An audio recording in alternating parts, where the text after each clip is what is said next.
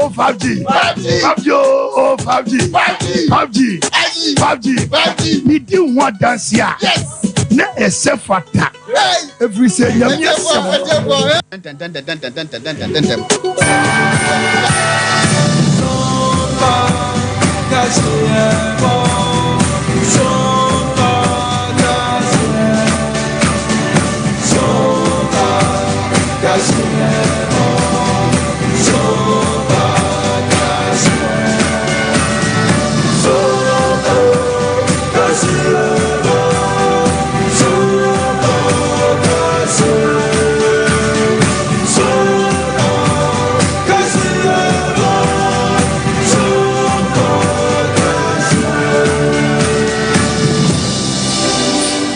Obzianfo ya mo ahamu akwa bebra so mamuni amaudo biso nsamwa ya kekesi ene awie wo Sompa television so ye bana ye de ebabesomo sawote enka obono ne afomantem ne mo a aha Sompa 98.9 FM so obono east ya Sompa 90.7 ekute mu na santementem ne mpotamo Sompa 93.1 FM ekura yemu ensam na so ya wie ne doso na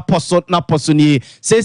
IGP mampani akufo do bepam no se won pam no committee no mo ko hwe ne nsem ne mu no sese akwakoye mprekoto so ye bewram na empenifo bi nsam ene o madwenkyere mo de ba efa ho no yakwakodi ho nkomo na sen ya da na foto sam for the two just say enchega na yesi di no ene amafofro sika ne begina penenam so ama yewra Isaac Adongo wakeke bi e de akere no ba beto dwa say school fee de ma no aban ka wode wo manim na mpemanim ye tete awiei say aban etua sika no e de ama school fee de ma nyina free senior high school won sensem ya yesi ya ba behya ho mra e wo mra hyebedwam no e ho nsem bi abeto ya pro so ya wie ye bebie mu e de ama mo afutu okodi amaga na ma de hie nyina se ye kwa yesi anhwehwe ne musu no a efunu ase ye tam na ye de esi ye konso ase ye bokehira soa no yenya hweye na itimi de yade ekofie soafo ye wohwe adwade ho nsam so ye se wonom mo ye cementi wonom ebeye nhyiamu se beye ebo no begina fa akona so no wonom ama meeting no ye wrayi asigina ye bie mu nsam no ye ne mpanyimfo ebetwetwe nkomode afa ho abzafo we ni afofro pinu an ya kekese ye de ne se kase ya bia wo bia na wie ye ba na ye de aba besom waseda 21st clinic osia tekentini no se twetwon tutu a furniture ho no mo ye nhwe emfa ema 3A Heba Center ere 3A co capsules abedwa so a koku na se betu na se ahye mizone 5G drink no eno an ye nunum OCP fertilizers no ye nananom amado mapamahye ama asase na ba be hyase na moduadua mo no baye no o pasa dwurasa papa o de be pete mfudie no so na so doso a ye OCP fertilizers cloud internet Ghana open internet papa na de ye adwuma wo adwuma eni fia cloud internet ne ye kanfo de ama wo ma me abe se wie watena se o tano so patrapa new site ono mo ya de ne de hu de ano de de se ye nto ya de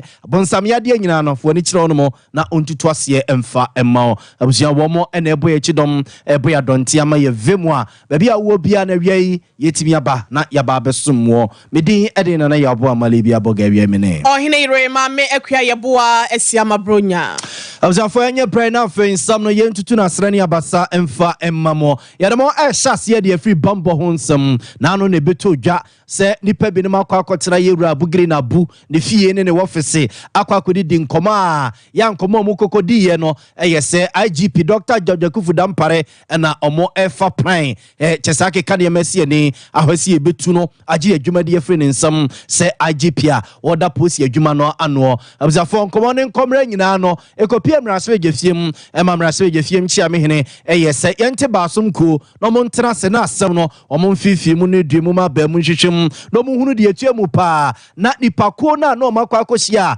omo edi nkomo bopo de afa IGP hu no ye hu nipako no a na omo edi sa nkomo na anamo a wo mu tutuo ne adwene no a omo etoato no he di susu ye techire nyina no omo informative bidwasere de na busia committee na ye omo adwuma wie ema de also omo frɛ no omo frɛ na toto na tribunal no mu nsɛm deɛ ɛyɛ munimusɛm na sɛ sɛ deɛ obi atwɛn ɛyɛ sɛ ɔmo de ɔmo report ana sɛ ɔmo mfifi mu no a ɔmo ɛyɛ yɛ no ɛba betu bedwasere na Ghana ma de hyɛ yɛhunu deɛ tie mu ɛno mu na kyɛ sɛ wɔ hɔ a na kakra kukura ba GP yɛ bɛpam no wɔ hɔ a na bi kukura ba COP George ɛyɛ papa ya ɔwɔ bɛkwa yi a ɔkɔpere bɛkwa akonya yi no ɔno so kyɛ sɛ ne dia bam na kyɛ sɛ bebrebe na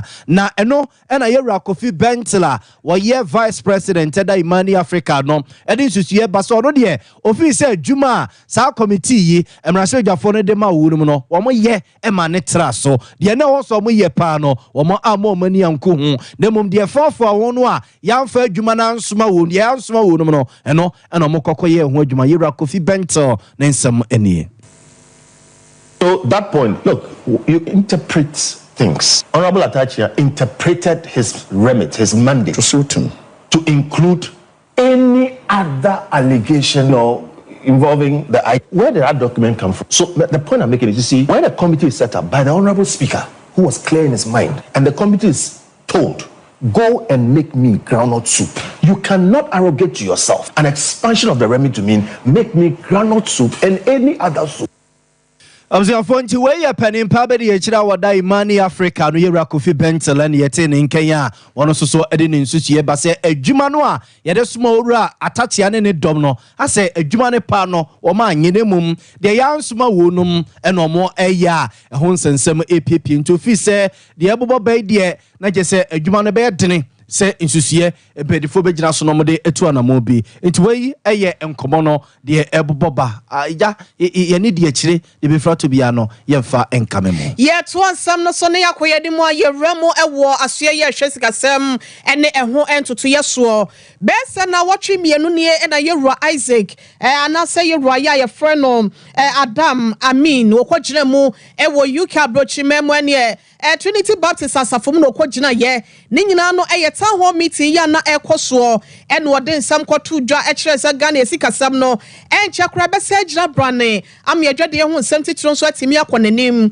na enum no osade to aso se Ghana yesika no enei etwene na se ewa manse sika nim de na so no acha ne se na wotwene na wotwe so no ekone na wotwe mienu no yebe hu se sidi na ho ode na pagya ne mu amo ne dollar ne nyina egina tipenko a emu ahoden no ebeye den na magana fo so ho atoyen asemi waka ya na wotwe mienu na ebei na yewura ya wo de wani kyeremu ewo na hyebedwem dom kuma no wakasa de ma wonom ewo eye committee ya wo hwe sikasam so brekro na bogatanga central wono ene gyeremu sem na hyebedwem de ma de hye ye wo ewo na hyebedwem yewura Isaac Adongo asem we se beto dwabe na wotwe so no no so beke bi e de kyere yewura ami se e de ensem no okeken na Ghana fo wo tumofo mo hwe wa wo sika pese $1 no to na fagu ho na efa bo ho bla wan hwe ya enema bekoye dia ba ofise ye de yewura Amina Damochi a wan hwe adwade ho nsem ene esika sem na betoto ape na enumu ena enurade na enu achi ya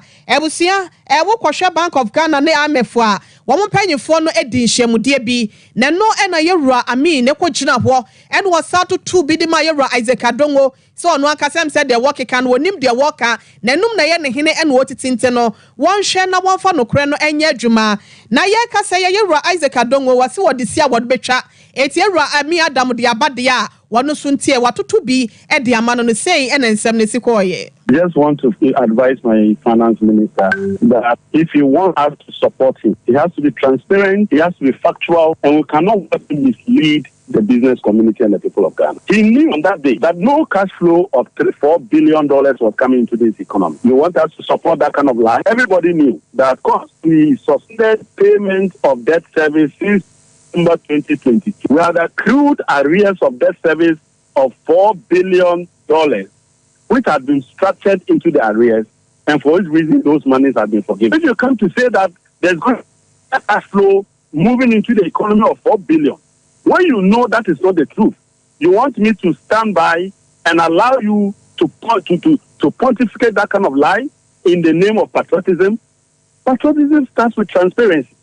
It starts with being factual. It starts being truthful to the people. But the NPP's philosophy is to belittle the intelligence of Ghanaians. Blame everybody for their mismanagement. Blame everybody for the consequences of their choices and lie to the people that we are not able to see through. But I want them to understand that as a collective, people of Ghana are over 1 million more intelligent than the entire government put together. And that any time come to deceive us, the people will see through. Even as patriotism and incite mounted a whole lecture to incite the people of Ghana against the city. You have since forgotten that Dr. Mahmoud Bawumia, knowing that he was being unpatriotic, when he went mounting a lecture and attacking the city and pretended that it was about of the economy, only to tell us that I am not one of those. What did I say? That is not. You said that after what you have done, suddenly we should watch the city, we should watch the dollar the following week. That would have been last Monday. Today is a week. Where is the dollar now? And all that I said was that if you watch that video, my interview or my press conference, you have noticed that I was admonishing the people to desist from speculative buying. But if you need money or dollars to do your business, don't rely on the finance minister to fool you to your own detriment. So Sir, opese wunya dora na utimi ede hihye wo niema na wudwade hu nsem koye na bibia so koboko de ma odi a emfa wani ento finance minister so wanhwe abedi udokno ka wei eyera Isaac Adongo Bogatanga Central Mashebedwani ene ekotie no no ya demo free sika 7 no ntotia so na ya demo akonguma siema ba beto dwase MPP aban de free SHS bra akwakoto mrase dwafo ani mo watwe ne yem semrase dwafo no beji atum na ba be mrase MPP aban kura free aban mu a enkosi da se NDC beba na se CPP beba no be o madwene se o mo hwa free SHS ne mu enti o mo de samra no akwakoto mrase dwafo no ani mu a o mo watwe ne yem semrase dwafo no ebedidi ho nkomo a na de o ma ye ni no wo ho no mo agye ede atum na samra we ya akwakoto mrase dwafo no ani mu no na NDC mrase dwani a o mrase dwafie ma de se wo Busa South abaton pesia so Dr. Clement Park ono so yo bi a eba no ngomasuam ye di ho nkomo ye so adwene na ye to adwene e de afa ho a abusua na no ebire mu pa ode nsusu ye ba se eye ne nwanwa sa MPP aban ho pre no a opeso de samra we beto mrase dwafo nim na ntempara mrase dwafo no egetumu abra o se nipa binum ye je omu nsusu ye o madwe nkire ene omutire mu po na omsuso omode besem na ma ne CPC na so MPP aban peso oben ni sa na sa wo hare so wode mrase ode emra ne ba beto mrase dwafo nim ama wono mo ajeje atum na wotwe atwa mu na beto dwase eye osoafo a ohye mai ngumasu ho nsensem Dr. Osaya Wadutwum de atugase abroso na wotwe de eja abamu mpedifo be kwa akotena se na de wo so mu yifiri mu mayi de afrim de wo so mu de semu no wo mo de asem na emra ne de ya tete ne se de wom ebi ne se mpedifo de nsusu e ba se be ya senior high school and junior high school no na kese GSS and SS no wo mo enkamum na kese akola no wo free ebia creche and ne nursery and P1 P2 ni P3 ekoduru P6 ya na kese okọ form 1 ya na kese tese de wokọ eye secondary school no pepepe mfiansia na wode eko biam so mo srampanimfo se BC nsohwe no a eno nkwada ne kotwra edu bia na nkwada ne bia kapuru na chi a omuntimi nkọ enko secondary school no eno so nkia nyimfiri ho no mo na enkoda no omunyina entimi nkọ na ne anya kra na secondary school de obetimi akobie hu atwro ene akenkan ate eniema ase eno na Dr. Clement Park e kire se ne nka omo agi amanfo adwene eka ho a enke bebo asensa sa aban no na akotena dem eno no nkwa wo chichire bibi e de ababehye Ghana for kon. We haven't seen it yet. On the back of incessant accusations and attacks by the majority, led by the majority leader, Ghanaians will remember that it was on the 11th of June that Alexander Fenyama indicated to the media through the parliamentary press corps that government would introduce a bill on the free senior high school policy to parliament through the minister, and that the intention of the bill is to ensure that successive government continue to implement the free senior high school policy in the form and manner in which Ghanaians have become accustomed to. Indeed, after that pronouncement, the majority leader went on to indicate again a week after that the bill had received cabinet approval and was to come to parliament. In fact, he went on disingenuously to accuse our side based on general comments made by the ranking member, suggesting that given the current laws in place, there was no danger to the future of the policy and therefore a bill was not necessary. So essentially, the minority leader, based on what the minister has indicated, lied through his teeth to Ghanaians, both on the timing of the bill, in terms of its transition to Parliament, the processes that have gone on, and the intention of the bill, as we are now beginning to hear. So for us, we continue to wait for the bill. When it comes, as we have said, we have no challenges supporting it as long as it is seeking to improve the implementation of the policy and to make it sustainable. But it is unfortunate that such a bill has not been subjected to rigorous stakeholder consultation and input. And I think that is most unfortunate, even as we wait to see the bill and to examine its content in full so that we can see whether it meets the requirements that we all expected or not.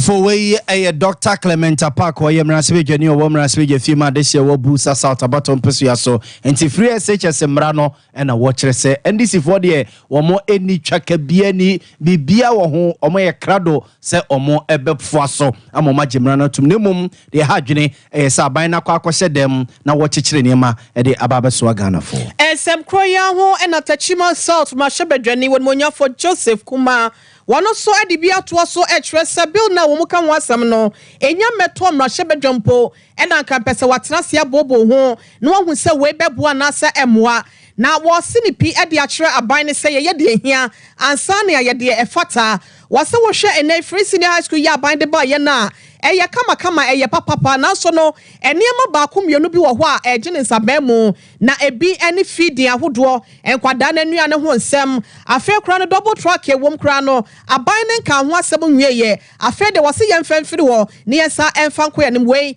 ebetimi aboa anase entimi moa Nano, yeni afenyo markets, eshase ka se, omode free education bill bi omode ba. Na don kuma no ntiase. Say we no ka say, we education select committee member. GS ade a ede yanum bill a ede yanum sesi parliament. A national service bill. Ede education committee in parliament anim. A national service bill. Your national service aya no fi bibire no ampeso amosakram. Education bill, free senior high bill bi ande yanum. Asapmeno kasa free senior high bill bi anga yanim e no omodi aye dede saa na binum pese omobaye free senior high no obi a wa launch free senior high ansa na wo be pase wo ye ni nyina nanka wono wo se ye sha afi kakra day schools na afi ye nya edan ni nyina wo nkuru su wi a na ye huru ni omo aka boarding no se bi ye ketwa akora aban anu betima so omo so ana o mehu kwa yo mo de be faso wo se ya nya ne preko no na ye bu aka yenso e na nde wo san se mu pese nti ni ameridi ye nura enya bill bi anyamba parliament na so be jamu bill bi amba education committee bill kwa be ba ye ni be sia so ansana akomra so be jom asap na ye ti hoy emba ye ni bill bi ani parliament na mekania education minister one more try you read you say instead of say free senior high bill no person mo review me say mo sakra mo say any free senior high bill na mo sakra mo say JSS edikoka ayino mo be kan bom na ye mfie nsia nti ni omo ka no ni a eba no enye the same thing what other people are saying say say mo wasage no a mo de ba aye consult stakeholders na nanu ma info sani anora speaker no mo ba omo no mo be di parliament nkombo so what ya say say ya dey saade no ko na nanu mo ho say no na mo kira mo ade the percent ye dey do from JSS edi ko secondary school no enye baako nipa no kwa mfiensi wasara watro so ho na ne omo nimi de professor adan no ya papa no ma omo ba education mu e che ye beto mende abinu mu akwa ahomudie mu a so di professor adan mensa no so what ya say no money na ni engine finance ministry nkofo amu sikasem Ghana sikasem economist na ye no mo ntena se a teacher for say ni e say ye nsakraye na obi antoto na adwen na mo consult obi a when you need this stakeholder consultation infiancy and ebeboaye ni omunum sika afam no mbeka hey infiancy and bi a aban beji usamu ana ebeyi ye ni day school ana ebe boarding system e dey ankwanya na ebefa ebekoyi okay ni na ya dey no ba sebi ye koye mprewanye sensen bi a ema ye educational system amia ebe haye mami na chese BC social year name penyimfo so se wontwam na ne wo free eye JHS3 a na watwa so e wo senior high school 1 no na wo kwa wani mu aisen fiensia e na wo de bekọ e de abom na ho susuye ene ɛho adwenkyerɛ ɛho kasa ho ya kyɛ sɛ ɛkɔ so wɔ man mu no ɛna wode wani kyerɛ mu ɛwɔ Techimai South a wɔn no ahyɛ badwa ne ya wɔ kyerɛ mu ɛwɔ mra ahyɛ badwa mede ma wɔnom yɛwura Kuma Joseph no ɔman hene yɛdubu acha no pɛi ɔbɔ ho nkɔmɔ a yɛnso yɛada ne bi akyide ama mu yi abzia safe no abɛka ho a yɛka wo sɛ Sompa television yɛwia prem to breka seɛ no nsɛm no baabi a wɔ bia no yɛgusu a yɛde ɛma style bia no wadwenkyerɛ no nsusuɛ obetimi de aba bɛka ho abra okay wo yɛ social media platforms awodo no so oko Facebook a Sompa 93.1 FM ekutai mo ɛwɔ Facebook hɔ no ɛna YouTube so no Sompa TV Ghana wadwenkyerɛ no nsusuɛ wode bia hɔ no ma yɛgusu a yɛbɛka seɛ no ma no abusua yɛbɛkenkae ɛde ama mo yɛnto akaseɛ no so ma mo yɛgusu ade mu wɔ nwomasiam ɛba beto dwa sɛ aban ɛma na school fee di nuane wɔmo ɛnoanoa ɛde ma enkoda no abusuafo yɛse car na aban di wo no mo anya asɛm ketoa ɛma sɛ mɛka hyɛ ne nso kora ɛbeto dwa sɛ ma ne bi ɛbɔ aban trɛne sɛ sɛ aban tue sika na ma wɔn ne kyena ɛne ɛkwatere kwasho dan wɔmo ɛbɛbɔ adagya na wɔmo ayɛ demonstration de atia aban no na ne yɛtete sɛ ɛka no a na ɛda hɔ no mu a na akɔ mpimani mu a na asa aban no ɛtwetwe no ho yɛnteteɛ ne sɛ aban atue sika no ɛde ama ma no a wɔmo ɛno anuane ɛde ɛma ɛyɛ school feeding enkwada no de yɛkɔ ɔma no so na school feeding for no wɔmo ekuo nyinaa ɔba pɛni ɔyɛ twɛtwɛfo pɛni de ma wunum ma Dorothy yɛne ne kɔ akɔdi nkɔmɔ ma Dorothy ma han yego bɛmɛ na oho yɛ deɛ aduma akwa yɛde radia se na aban sɛ wedi wadi ne bɔhyɛ so atua musika na mamo ɛnokorɛ bɛmɛ na nepa akwanya wo na metia wone wetie fo na no pɛ na ɛka no kyekiremu a nokorɛ a we no afrɛ sɛ deɛ anasɛ nanu ya yebie school ankwada ne kɔ ya mu no anu aduane ma wo no no ɛna watua ɛno no de ama mo ka de ɛhe na abaye tua yi mpacho kana wo kana ya fitete ebo first time here last year September October to December enti last year de na yebu kakra efise mama na mo ni ntanya gemu tia dide ana ye minister wonder minister nantasa obetna TV station so say ye proposal to this no abaya accept 150 pesos enti abaya approve am enti 150 pesos no be betua first term second term any ye ko ni na say akonya bi so ba no mbɛtena no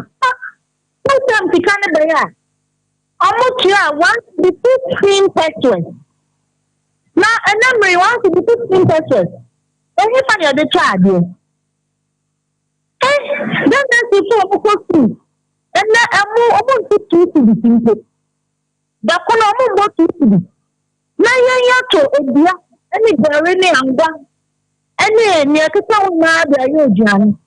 na wo so better want to be 50 pesos na ye need that so na for who they want to be 50 pesos na ebere yan na o pese wo che yen Adoti wo say omutua 1 pesos ba ban so say watua 1 20 pesos mum ena de amamu 20 pesos no wa 5 pesos and 5 na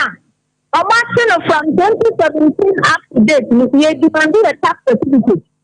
Because once people certificate number, it's mandatory ember. And she, only the na, me say, abandon or promising 150 pesos, abandon Chiama secretary. And she says, gender minister, not a gender coordinator. Coordinator, not to be 20 pesos. Let us all my dad. Abaya chair wants to be 50 pesos now more. One of clients are buying accept 50 pesos for now.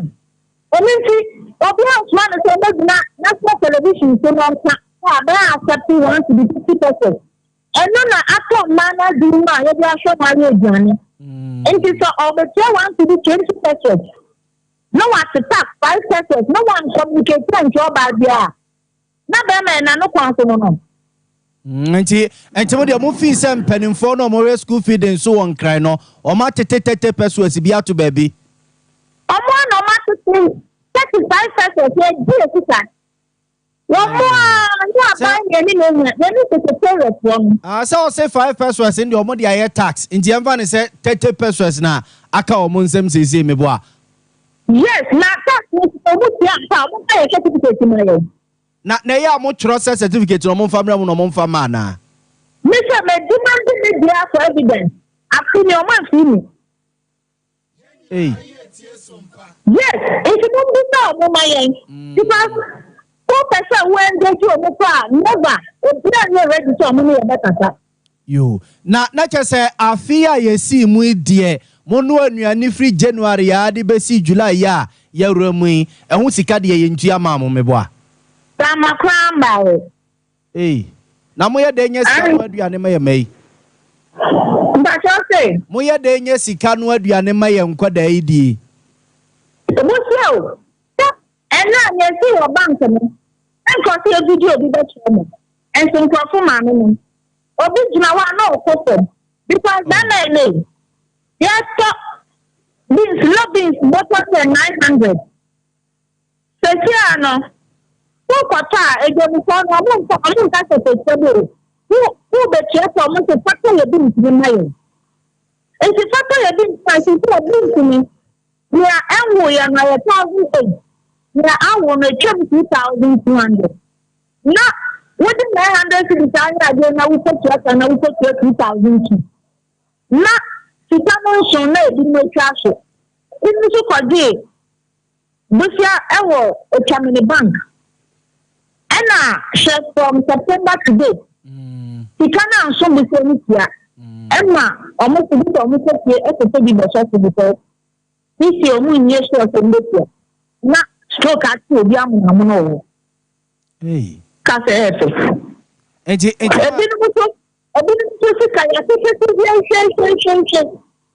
and almost any non city. I buy Chelsea can now more. That's a period. I bet nothing. No money from corporate and be away one but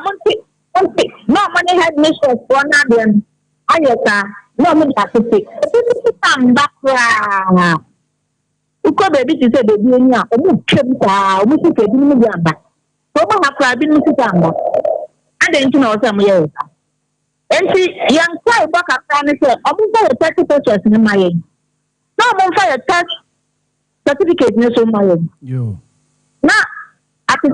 no ko mo find out. But one let us danger for the yo. Mame me na wase me na wase awie bibia ni so a ye be sa so aba opunu mu ne waba bedi nkomo ye da se pa wa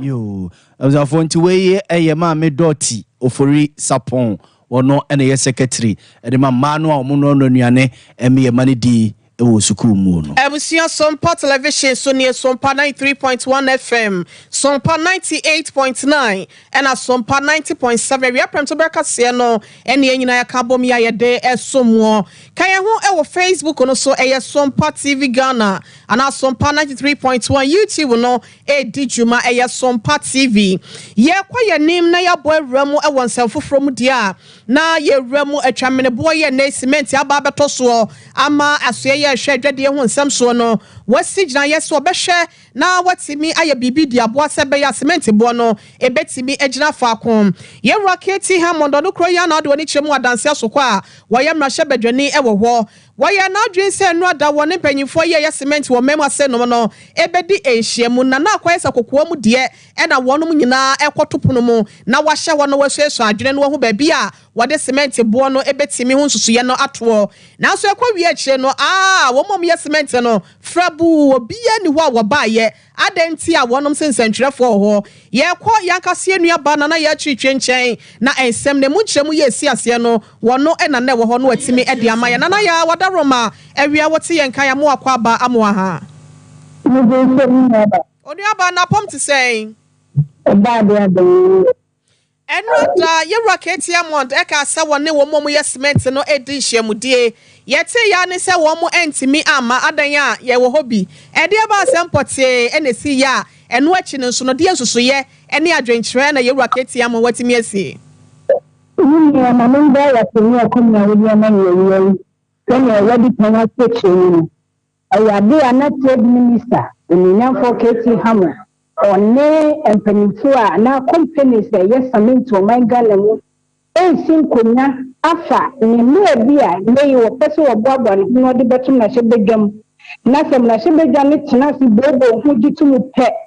Samin price, a book of Nafakum, will be Tony dear Takun will be a Tony dear Simpua. Na answer nano, na a yamasa, one away yes, a maintain, companies Makuma couldn't do me. A woman ganamu, or merely Sinkunya, no more to a drink. A dear minister, your carry. People do tinti ena ebi asamen price no ekosen minister obeti na sopom eni nyina dokwa dwukom na omato ni de ebebo aman Ghana no wo mo de aba nanso ye da kwoti ya ye see manufacturers no ase omu kodu trade ministry ho a olonya foketiri hamon edin central park betenase so mo metie nsem na wo mo ebe kanibi nanso manufacturers no de trese one was one edgy to miss it, and not dear, one of them is the trophy who find Amama Betnam, and Inti. So, Minister Nancy, I see no amount and for other Tenacity, and almost meeting woman and in watching a come. No quiet, no one is on some media, no woman in Ikitahudino, and Yamaso. Now, as I some facts here, you hear Becca, you see a bit more dance here, and yea. You know, so for na kasa to chunk common bisa ne so wafake na ba ne saying what ya me ya esan say me gadu hu na me sorry ni esi some price every 110 120 adan edan ni esi ma hwan na adedam ekoba ni sa ahukire no kwan na ekoso bi person po esi dan ya se de edan se hu ne ma ekoni ni mu no Anodi, and Ninti, or say, or your swap for my pay, and Ninti was said of the Samra Nebeba, send me a bear, some price, no, live what about from nothing, you mean, and pull. Then the quality, and the food will be a better in for no, yes, I mean, ticket. Man, to about tuning so fair, or more, yes, I mean, one by emissions and trophies in the meeting in Yamaso. No, or catch their mamma to be pain at your say. So, meeting no more, one more, airline, the beauty of the same kind, but the baby must have the few, not my shabby the fortune, as the Hunkunya, a sepata, a mobile to many. What may be all manufacturer, yes, I mean, now to the parliament, a sham system bag, and your one figure, and a Todiwala. Na ubi sawa fa kese, a no cresse, or more cement, no. One woman dicas a siesa, meet Anasensia Mudiano, a bear one woman qua brand centre for mem, and no local fan centre for by an assassin. Was it one more kaye, but when the one you want to edit was it on personal chinabi, a baby to form dear, I say your baby and someone won't kaye, yes, waka, and to not say you get any gun of whom you to say, and not a big pet. And now, say, or no, now, push it to promote baby, first will be sitting snatching and the product are all, you know. And finally, a dear, a boy thing. Nana, yea, as I said, my shepherd gem, a dear Nelcos to say, I mean, say, we be pay more, my gun and my shepherd Jafia. And then the appointment committee, chaired by Joseph Ose Wisu, as until the choir, my shepherd Jenny, what can I say? Now, Deputy Minister for Trade and Industry, Ononya for Kofi Ahenkwa Mafu, Omampania Pauno, and Nana Omo Etutunano. Now, so a busy and penifo Sinkunya, yes, well, for Bettina State Appointment Committee to Manon. Adam Kumani the Traffic. One meeting when an asserting when Yadia Mobabane or Chinaka, a son said, what would the Kanya catch there, woman Penisi? The size of government, you know, are boso, a dear Huchino women, a dear Nebua, a dear Bissing Abo, or Cosono. So, we should hash on a penny, see the ministers, you know, offered in Kamwa, woman dom Kumani, the Omoji to ye, and meeting the Luca say, Betino, Omo, you learn so a dom Kumano, Omo, Yassi. Nana, my senior for Siasin, what dear canon, my young men on Sabram Cassia Bessa about near Baba Jenkra. Why? mention me that. Ebusia yanka say nua ba na na ya chichie ene de amane boy e de free mra shebedwam ene ye rocket amount na so ye de mai say CBI Simaf ene Diamond Smith Dangote ene gas mpanyifo ne sinhyemude ye oka say woni trade minister ekwa akodie no sentrefo ya ba hoda dentinya de omuso bepene ama we say yakoso ebusia ye kanfo sciatica expert 21st clinic e de ama say we sisi a chintre sawo e fa oto asea misro ekosi wanentu na atie simu wonentine wono eya na twetwo ya na eya oya eya na etutu wanhwe ye bedo ebeka wato de wa aye bubu ani sebie son sebie nyado eno ti bomoden 15 branches ye biebie e wo mema fa na nyina fo ni kiremu ba bi ebe wo na kwaje ayaresa wo sa ho dwumedie no ehye da nkoye obrebo na honho no anase nso na aba begina ho make sure wo hepatitis B no how anase wo de na ye A C D E ni nyina da ye to ase wo ho yade ye biada wo pe treatment papa ye betimi abo ni pedua no anase bia honam dua no enema betimi akoye wo abra massage ntua to a eye 21st clinic ehwe overseas Alpha Radio nchawo na kumasi asenom yesese ne baako ewo 0540 311 311 0540 311 311 and 0249 311 311 Mizo free drink and 5G meza anono dear papa de nkwada no bie empanyimfo no bie ema pomode ho nsem na CPC tano eno eye mizo free drink yanka se anuaba ene achinchi mu nro no ene eye nsuo na ye de aye drinks weni te no wono mu a ebetimi aboa wo to nsa de afre eye empanyimfo bi adofo ne agyanfo bi se be yiyo awade abedin to betimi abeboa wo a eye mizo free drink 5G meza eye energy drink wa ho de akofo mo anya bibobo na ensa enhye ukubo 0246 270221 0246 270221 frabe na yentime emwa na yemre ubi ewo baabi a wo 3A bar center sien kan cho se koko na ha wonko ade a eye 3A co capsules koko master no wunya bibo boy betu ase e de ama wani so ya yo wisi kusuku ko asiso no ne nyina ebekle ama wani na da hokan sisi yade e na e ha wo anasa ayam tim yade 3A co capsules wadro eno no bomode akona keba misi heba dani heba e na afe apidan ko nsabeka no ne dudu motu e de afri ho 0546 107 107 0546 107 107 area ye kan for eye OCP fertilizers at the amount se won fudie no ebe so doso e the amount ama won so sika no abobil e wo botom dia na ye OCP Ghana Limited won fertilizers awodo ya wode aba no e na we hia wo OCP NPK 50 and OCP NPK 10-20-10 ewo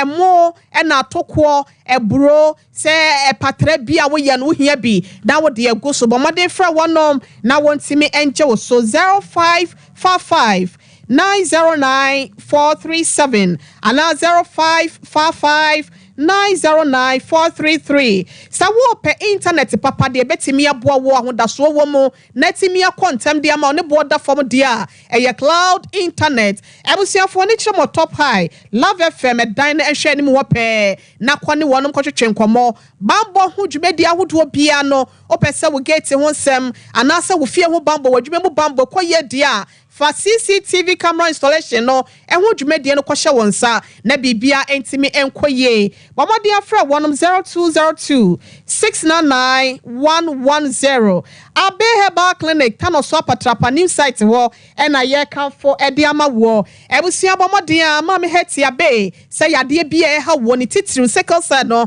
wo ho adro one touch wade kan one say edwane yase ani ho adro nso no wo se bra be so hwe ho yin heart no so yade a wo to ase abrofo ya wanya no adro nyakopɔ de ho adro no ama ma me abe awo ho nsem anase de ben na ha wo be ma o mema sem ne hyeda enkoye stomach ulcer anase tre yade bia no wo se fabra tanoso apatrapa new site na won to ase enfama ebusia 0243 345392 0243 345392 and 0506 460 208 abusia yenyina hasenum ne yentwe ye hotaw ye ba nsam no dodo na aka ekra ye de bepiem so 21st clinic yes sciatica expert sciatica no o nerves na wo to ase na fa wo siremu na fa wo nasia besi ase ho no se ho techema eno ene ye fa ne sciatica na etimi bubu o to ase ka wo se dwe wo sirem wo je ho ba bia enye na eno na 21st clinic ba ye adwuma pa wo mu ye ntia basobo o magye ne wo Ghana ha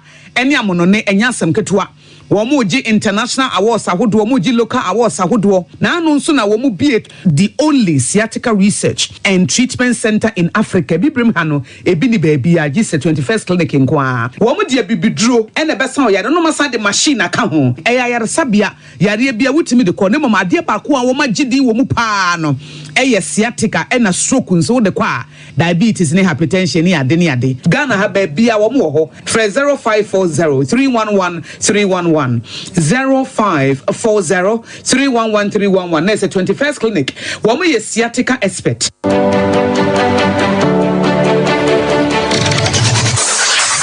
Introducing Mixer 5G Sparkling Drink, a whole new refreshment in a can. Mixer 5G is a tasty non-alcoholic drink. It is a perfect companion for all your events, including parties, weddings, and funerals. It is made with green tea, ginseng, guarana, grapes, and grapefruit. Get refreshed with Mixer 5G Sparkling Drink. For bulk purchases, contact 0246 270 221. This advert is FDA approved.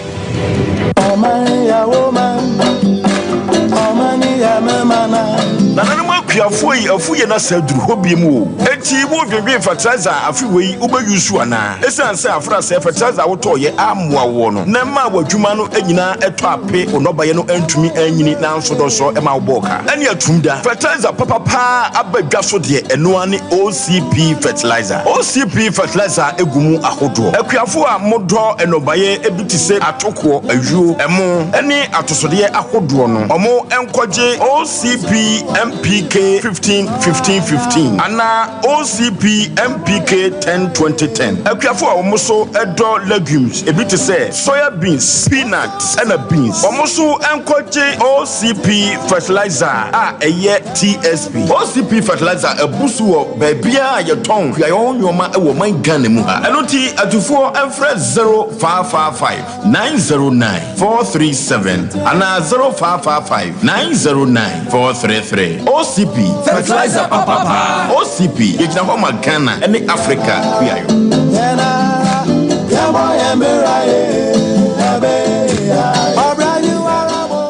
Brakasa ye duabon waso a ne dwumedi wo nipadua biara pomden ene na brabo mu ne hienye pa enye brakasa nko nuaban ne nhaban bi te se ko nsusu a abonwono ne dia akeka ho no kura enwanunu ahodo a ekọ animu yi ankasa brakasa ne sa nuaban bi nom ne akeka bobudi afa abefo kwan so a ye de aye brakasa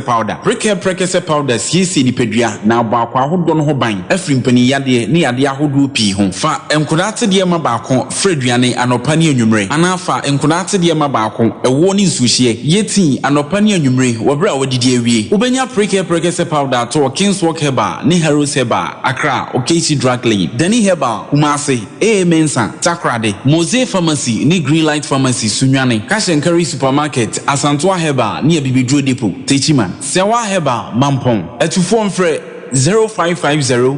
19 15-14 brakasa powder aduane san yedro FD ahwehwe sankratu emu agiatum